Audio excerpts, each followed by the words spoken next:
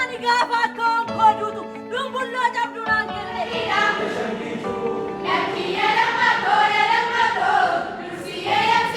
Akka korma saree ganda keessa laba gamanaa shantamaa gamasii shan qaba.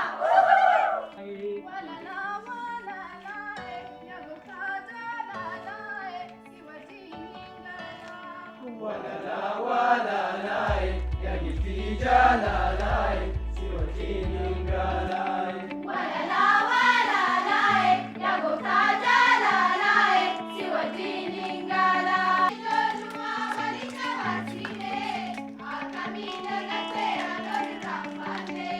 Obboleessa kaakayyuu koodde. Oyo, obboleessa kaakayyuu koo.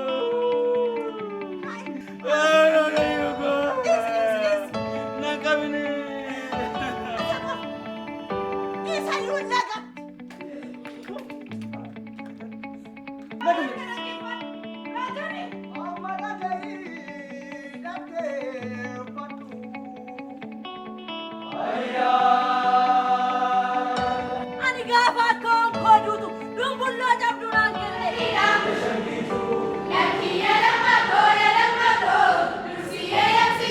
Akka korma saree ganda keessa laba gamanaa shantamaa gamasii shan qaba.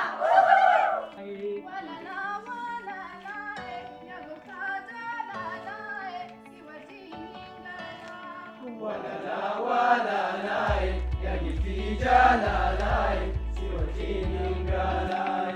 Walalae, ya gofta jalalae, si wajin ingalae. Ijoolluma walitti haasine, akkamiin argattee adoon raaffanne. Ijoolluma walitti haasine, akkamiin argattee adoon raaffanne. Ijoolluma walitti haasine, akkamiin argattee adoon raaffanne. Ijoolluma walitti haasine, akkamiin argattee adoon raaffanne. Ijoolluma walitti haasine, akkamiin argattee adoon raaffanne. Ijoolluma walitti haasine, akkamiin argattee. Obboleessa kaakayyuu koodde. Oyo, obboleessa kaakayyuu koo.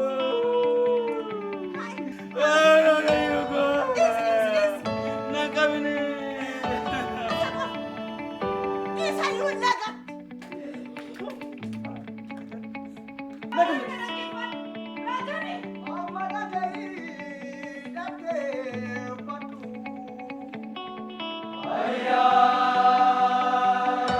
Ani gaafa akka onkooduutu dumbulloo cabduudhaan kenne.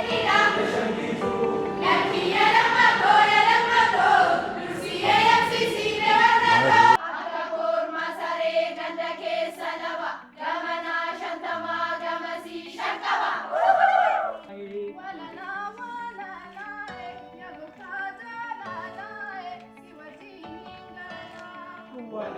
Walalae, ya gifti jalalae.